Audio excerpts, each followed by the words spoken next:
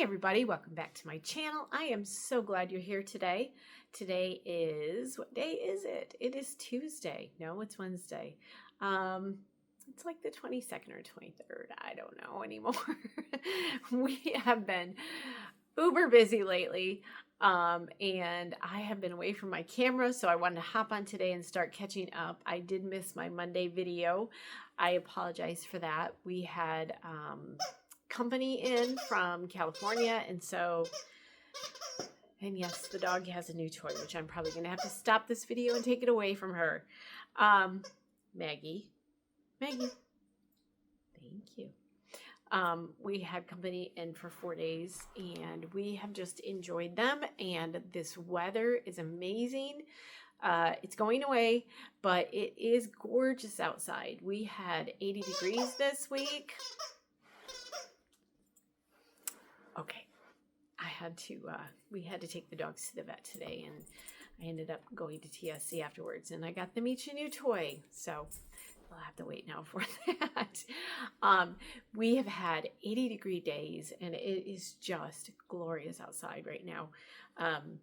And so we spent one day up in Mackinac Island, and I tell you what, when you're going up to Mackinac Island in the mid to end of October, a lot of times when we've gone up there during this time of the year, we see snow, but not this year. So it was a great few days to just enjoy Michigan.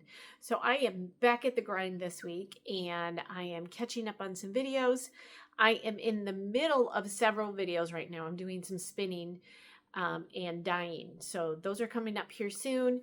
But today I wanted to hop on. I am hoping to get some, this is going to have to be after the holidays now, because the holidays are quickly approaching. I don't know what happened to the last, 4 months. They're just gone. And let's see, is it next week? Is November 1st already, which I don't know about you guys, but around here, that becomes official Christmas music time for me. So that will be happening. And then all the holidays are going to hit hard and fast, I have a feeling, and be gone before I even realize it. But I'm trying to make some plans for 2025, and I want to get some of my classes that I had planned on doing this summer that I didn't get to with being in the hospital and stuff. I want to get those at least tentatively scheduled, and so I thought I'd talk about, today I'm going to talk about drop spindles. I have a few drop spindle, and I apologize, the light, I'm sitting in front of the window and the clouds are moving by, so the light's going to go in and out. I have done several drop spindle videos on how to do it. I have to go back and check and see how in-depth those are. I may have to do another drop spindle video, more of a teaching one. So I thought we would talk about picking your drop spindle. I got started on a drop spindle. Most of you know this if you've been here for any amount of time. I started by taking a drop spindle class about, oh goodness, it's well over 20 years ago now that I did that. And there was some miscommunications between the lady that was teaching the class and the yarn shop owner. And I actually learned on this little thing here. We all did, and this was these are called supported spindles, and we each had a little dish that you set this in, and at one point I could make yarn with this. I have not tried this in a very long time, and I don't know if I want to. I am a bit spoiled. So this is what I learned on, and thankfully that night the yarn shop owner also had purchased spindles for us, so we took the knowledge that we had learned that night, and the teacher taught us how to teach, and this is what I learned on. So this is a very basic drop spindle. This is called a bottom whirl. This is your whirl.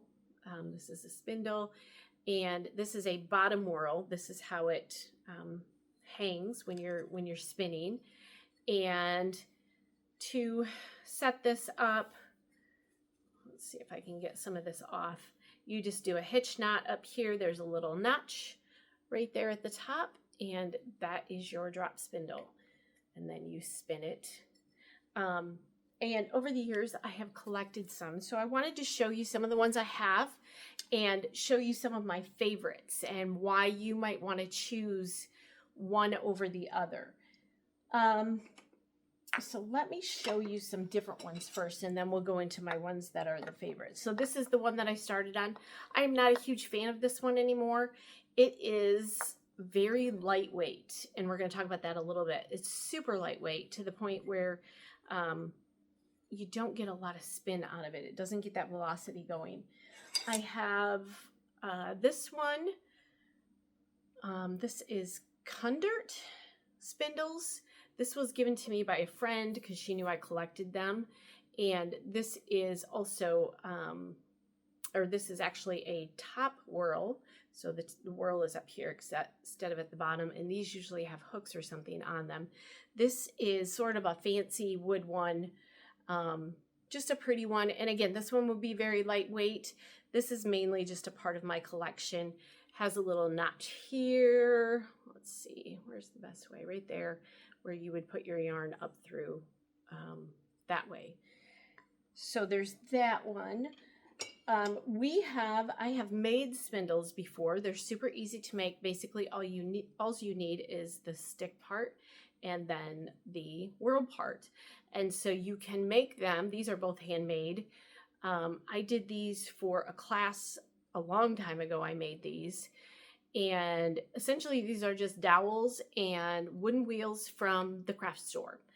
And again, these are going to be pretty lightweight depending. This one's a little bit heavier, and I'm not sure if it's the glue I used made it just a touch heavier because I can feel the difference. But these ones are simple to make, but again, there's not a lot of weight to them, and I prefer a heavier spindle. This one is a handmade Turkish spindle, and actually I just got this one at, where did I get this one? It was a fiber thing, and I have not even used it. I just got it this summer, and there is a way to wrap the Turkish spindle. I may do a video on this one just to show you how that works. But this is a Turkish spindle, and you do wrap it a certain way around the base here. So this one has some weight to it a little bit, and I'm guessing it would have a bit of a nicer spin. This one, my son made me for my birthday one year, and it actually does work, and it has some really nice, obviously because of the big whirl. So you can kind of, if you wanted to do some research into making your own, this is a top, oops, I'm unwinding it because I'm not going the right direction. This is a top whirl spin. And yeah, so he made that for me. So that's in my collection. My two favorites, and I don't know, between the two of these, oh, I have one more fancy one I need to show you. This is I think every, I don't know, people group, I can't think of the word right now, but every people group kind of have their own, style of the Turkish spindle and those things. And so I think there's lots of different styles out there depending on who's using them and who's making them. And actually there's really cool history behind drop spindles. They've found, there are some videos on YouTube. I can't remember who did them, but they have found where they have rocks tied to a stick in certain areas like archaeological digs, and they're pretty sure that's what they used them for, were ancient tools. And I'm guessing that even in some areas today, they might still make them out of that rock and stick idea wrapped with leather or whatever. But I have this is a Scottish spindle. We are Scottish. That's, both my husband and I, my husband even more so, were Macauseys, and his descendants come straight from Scotland. And so this is a Scottish spindle, and this is called a jelligan. And this has a way, I can't even remember. I have not used this in so long. I am not good at this one. This takes a lot of, because there's not a lot of mass here. There's not, you don't have the um, the space on these whirls that you do like this one. And so this one is very difficult for me, although I have watched videos on how to do this and I know it is very possible, but I have not gotten the trick on how to get used to doing this. And of course, I don't take the time to drop spindle as much anymore, but it is really neat. Drop spindling to me can be very relaxing. It is not a fast way to produce yarn, but it can be very relaxing. And with that being said, I have seen people produce quite a bit of yarn just because they're dedicated to their drop spindle passion and art. And so never knock a drop spindle for getting work done. I've seen people take them in cars. I have seen people walk with them while they're out doing things and they'll be spinning. But so my two favorite, these are both student spindles. I think you can find both of these on Amazon. I'll try to remember to link them down below. I cannot remember what company this one comes from, but between the two of these, this one is almost my favorite. Not by much, but it does. It gets a really nice spin on this one. And so I like teaching on these. Typically, if you're going to take a class with me, these are the ones we're going to use. And probably when I do classes here, which we're going to talk about in a minute, I am probably going to get both of these kind of student spindles and give you the option to choose between them because there is a difference to some degree and you might lean towards one or the other. So this one is obviously a bottom whirl. Again, it's the hitch knot up here at the top, which I've already got one in there. I was doing all of this is some student stuff that I taught how to spin. And so this one, when you get this one spinning, it really has a nice even spin to it and it stays spinning for quite a time. And this one is an Ashford drop spindle. I like this one as well. This one is a top whirl spindle with the hook. So you just bring it up, wrap it around, and this one has quite a nice even spin to it also, which you can see. So those would be my two favorite spindles. Again, I will link these down below. These are both great starter spindles to get going on.